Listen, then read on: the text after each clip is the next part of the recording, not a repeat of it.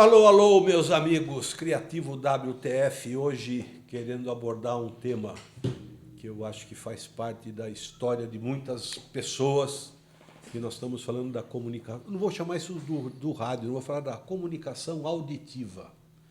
Não está chamando médico, nada, né? Não é doença, não é bom. doença, aliás, é alegria. Então vamos.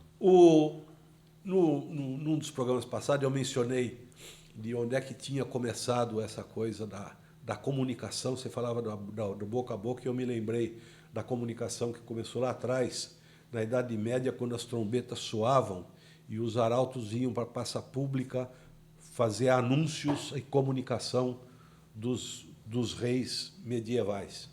E é dali que começa a comunicação, porque ali o próprio povo começou a aprender uma função que era um mascate de rua. Começou a pegar produtos e levar para a rua vendendo seus produtos. Estamos falando de uma época que não existia nenhum meio de comunicação ainda criado.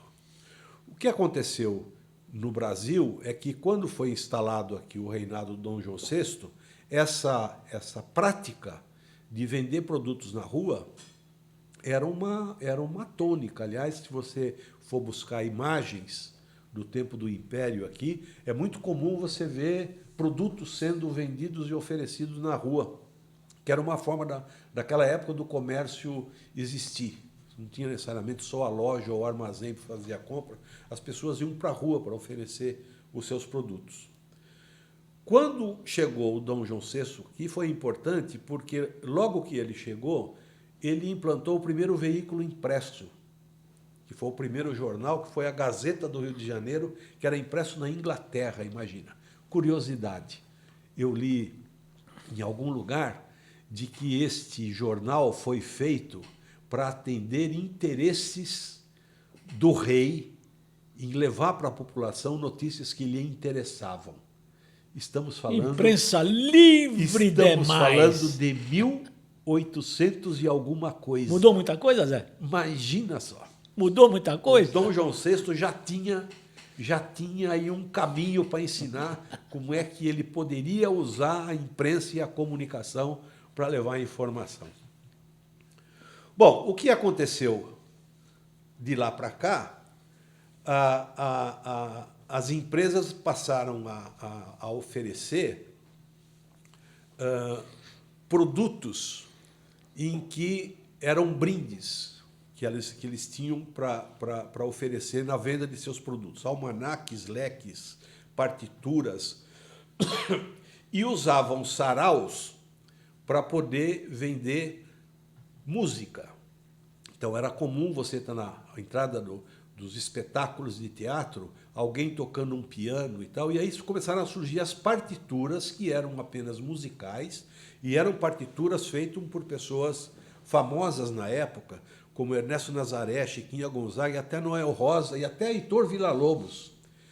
E aí, para se criar um texto com essas músicas, e isso ser uma peça publicitária, foi muito rápido. Então, aquilo que começou apenas... E eram músicas, na época, de longa duração, porque não tinha essa preocupação de fazer da música uma peça publicitária, mas aí se começou a incutir textos para vender produtos. Tem um aqui do final... Esse livro, essas informações todas eu tirei do livro Jingle, a Alma do Negócio, do Fábio Barbosa Dias, que é um livro muito importante para quem está interessado em saber esse tema Jingle, a Alma do Negócio. Mas, no final do século XIX, então, começaram a ganhar letra, e tem um medicamento Lugolina, que tem um texto maravilhoso, Rossini. O medicamento dizia assim: para curar moléstias de pele, feridas, frieiras, assaduras, suor fétido dos pés e do sovaco, moléstias secretas, use o medicamento Lugolina. Zé, tira uma dúvida. Como é que colocava isso numa letra musical aí, num som? Essa era o grande desafio da época. Você tem esse jingle? Não, esse, por acaso, eu não consegui. Isso eu consegui obter através da menção do livro do Fábio. Agora, O jingle se juntou mesmo na publicidade quando, no começo do século XIX, a rádio no Brasil começou em 1922 e a rádio começou a funcionar por interesse governamental no centenário da independência de 1922, com o discurso do presidente Epitácio Pessoa. Naquela época existiam, óbvio, a maior parte no Rio de Janeiro, 80 aparelhos de rádio, só 80. Mas o governo tinha o interesse ali de propagar notícias e informações e não tinha nenhum interesse na publicidade. Não tinha publicidade nessa época, era só informação. Quando apareceu um sujeito chamado Edgar Roque Pinto, da Sociedade de Rádio do Rio de Janeiro, em 1923, ele criou a Rádio Clube do Brasil com transmissão em dias alternados. Então a rádio não tinha condição de ser diária, ela funcionava de segunda a sábado, que domingo era dia de descansar, e em dias alternados. É curioso, Rossini, que eu aprendi depois de muito tempo, por que tantas rádios no Brasil se chamam Rádio Sociedade, Rádio Clube. Porque essas rádios não eram mantidas pela publicidade, eram mantidas por sócios. Os clubes é que faziam aquele sinal funcionar, ou as associações. E foi assim que começaram as rádios. Não tinha jingle, não tinha spot, não tinha nada. No começo dos anos 30, com o Getúlio Vargas, o rádio já tinha uma quantidade de aparelhos maior, e aí o Getúlio assinou um decreto, que é o número 21.111, que autorizava a propaganda em rádio. Estamos falando de 1932, são 78, 98 anos. Não, 88 anos. 88 anos.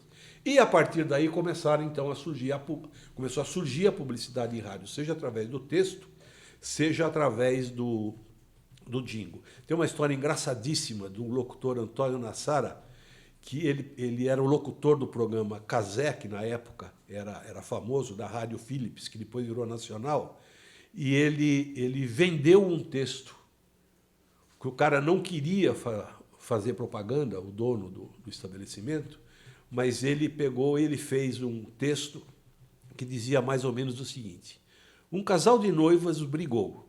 Ele, arrependido, resolveu fazer as pazes, mas a moça estava irredutível. Conversou com a futura sogra, que lhe aconselhou que presenteasse a filha com algo de valor. Comprou-lhe, então, uma joia caríssima. Não fez efeito. Deu-lhe um casaco de pele, mas não fez efeito também. Lembrou, então, de dar a ela um vidro de Manon purgativo. Fez efeito. O Manon purgativo funcionou. E está à venda em todas as farmácias e drogarias. Textos da publicidade dessa época eram assim.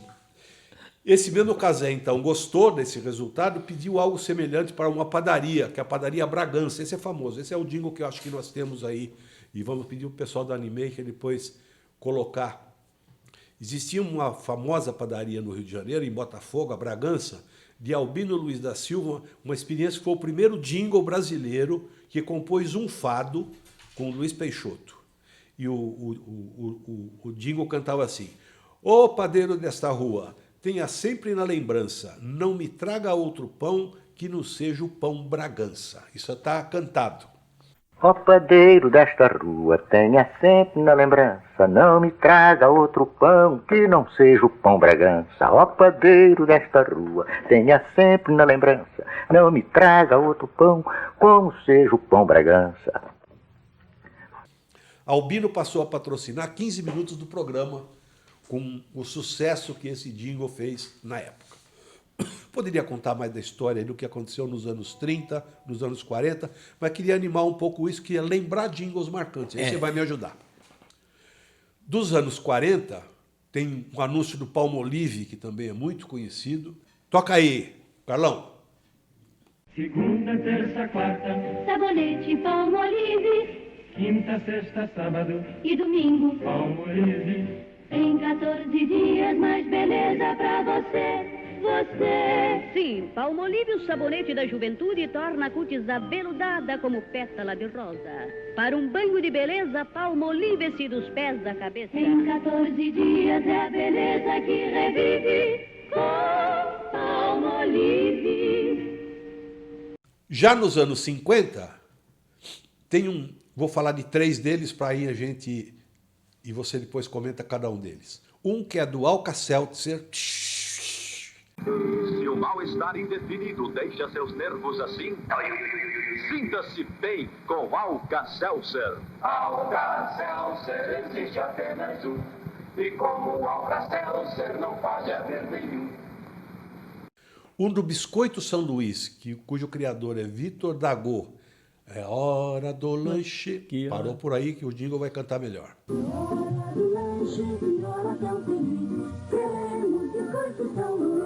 Compre para seus filhos as lindas lancheiras São Luís. E o outro que fez uma época, que nós já falamos dele aqui, que é do Cobertores Paraíba. Que na hora foi pra de televisão. dormir. Vamos ouvir esses 3.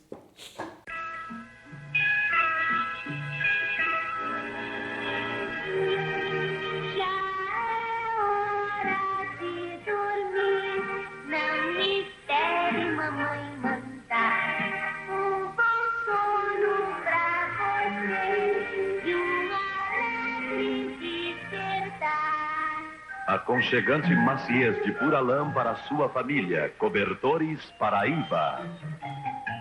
Anos 60. Pise sem dó. Com cera. Com cera?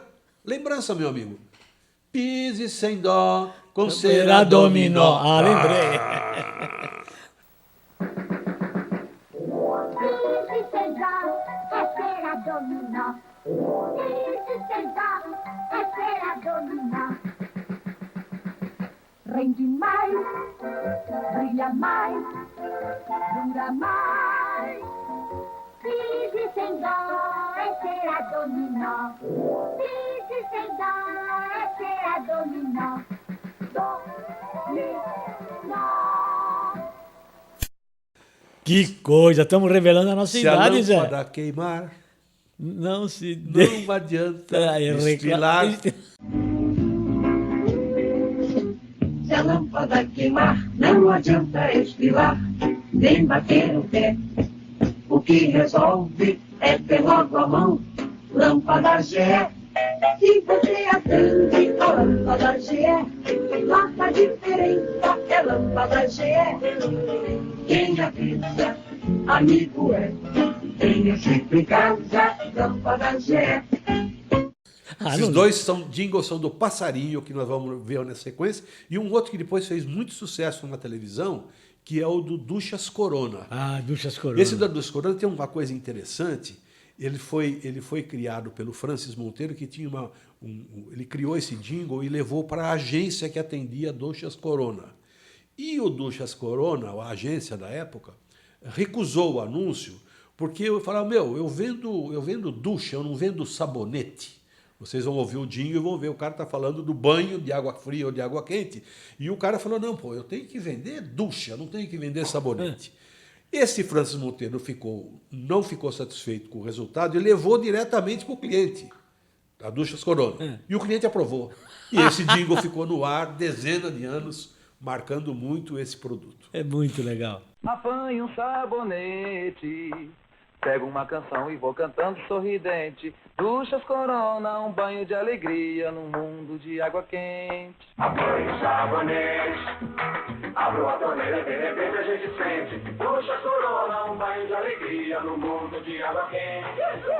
Apanhe um sabonete, é Duchas Corona dando banho tanta gente. Duchas Corona, um banho de alegria num mundo de água quente. Ainda desses anos 60, um jingle que marcou muito foi o Nescau, e também tem uma história interessante esse do Nescau. O Nescau tinha uma publicidade cujo slogan era gostoso como uma tarde no circo. Essa história é muito interessante. Em 1961, aconteceu um incêndio horroroso num circo em Niterói. E o Nescau dizia gostoso como uma tarde no circo. Por conta desse acidente, O Heitor Carillo, que você já ouviu falar, e Malgeri pai do Neto Cláudio. criaram a frase e o jingle Nescau tem gosto de festa. Vamos ouvir os 4. Cera Dominó, Lâmpada GE, Ducha Corona e Nescau. Novo Nescau, gostoso como uma tarde no circo. O novo Nescau é vitaminado e é leve. Pode ser tomado a qualquer hora do dia ou da noite. E é instantâneo. Basta pôr uma colher no copo, mexer ligeiramente e pronto. E o novo Nescau, o que é? É uma gostosura. Peça à mamãe o novo Nescau, um produto Nestlé garantido. Para encerrar, vou falar de 2 anunciantes que também marcaram época com seus jingles. Um da Casas Pernambucanas, criado por Heitor Carillo. Não adianta bater, eu não deixo você entrar. Este é um. Quem bate? É o frio. Não adianta bater, eu não deixo você entrar. As casas pernambucanas é que vão aquecer o meu lar. Vou comprar flanelas, lãs e cobertores. Eu vou comprar nas casas pernambucanas e nem vou sentir o inverno passar. Casas Pernambucanas, onde todos compram lãs, flanelas e cobertores.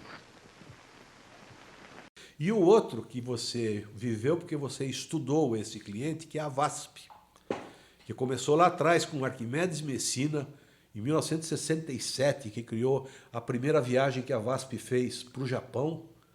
Seu Cabral vinha na... não, isso foi quando a VASP chegou no Brasil, desculpa. Seu Cabral vinha navegando quando alguém logo foi gritando: terra à vista! Foi descoberto o Brasil. A turma gritava: bem-vindo, seu Cabral. Escreve aí, ó, caminha para o nosso querido rei, que a terra é linda e generosa, que é gente muito bondosa. Mas Cabral sentiu no peito uma saudade sem jeito.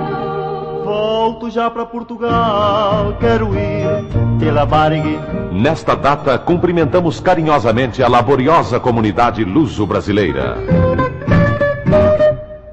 Depois, em 68, é que foi quando foi a primeira viagem para o Japão. No Japão.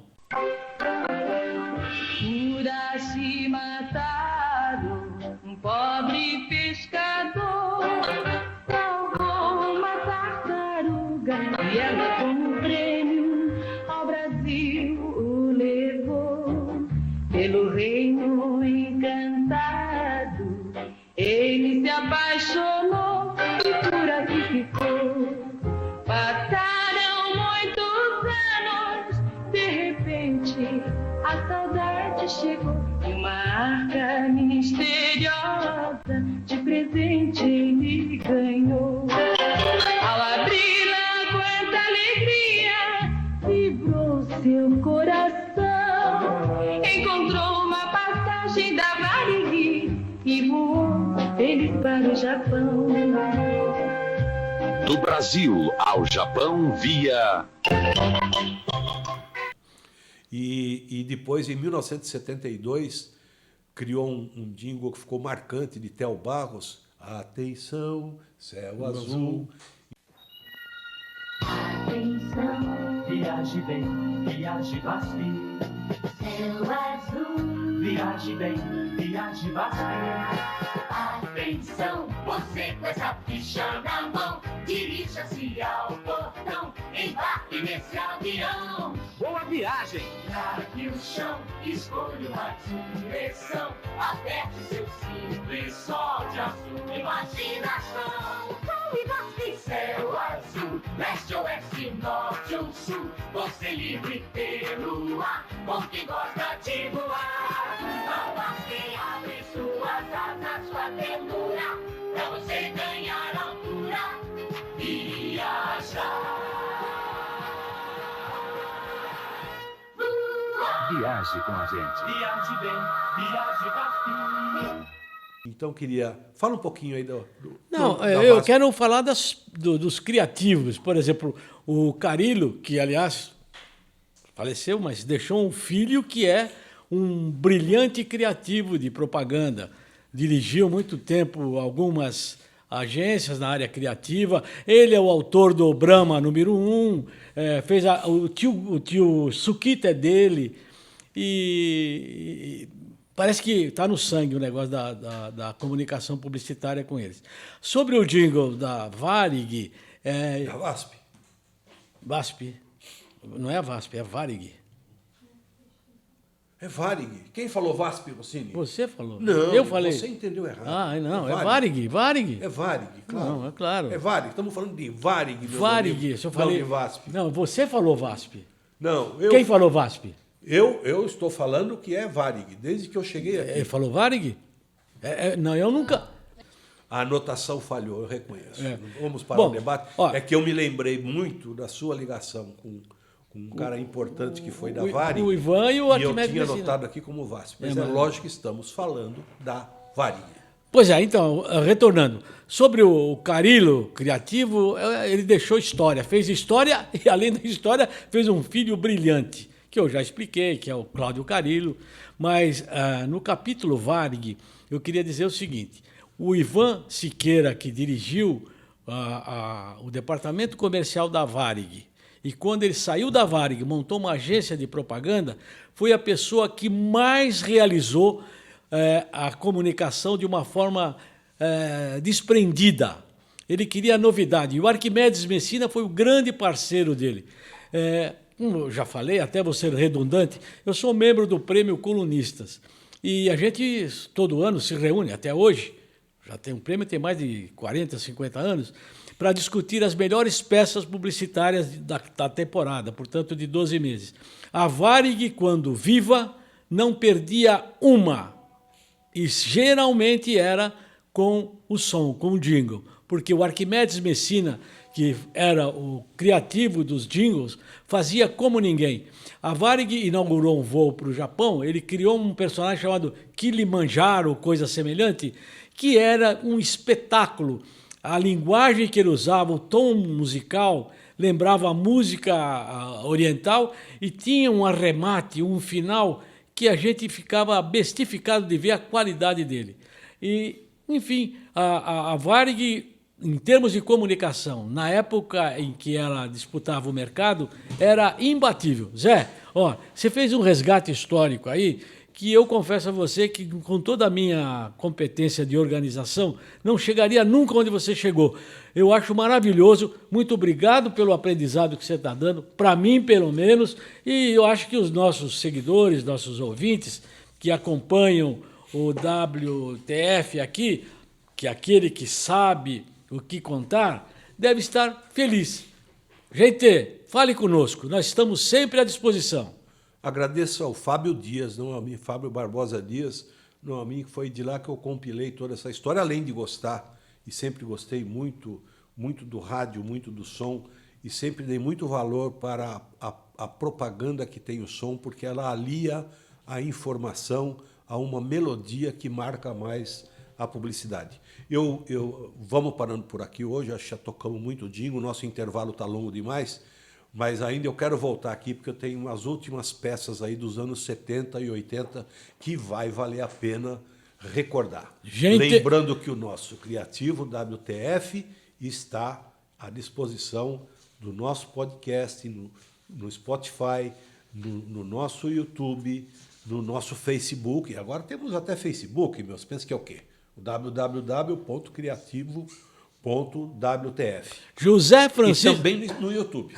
José Francisco Queiroz e eu, Antoninho Rossini, estamos à disposição de vocês para a gente criar uma linha interativa. Obrigado e até a próxima.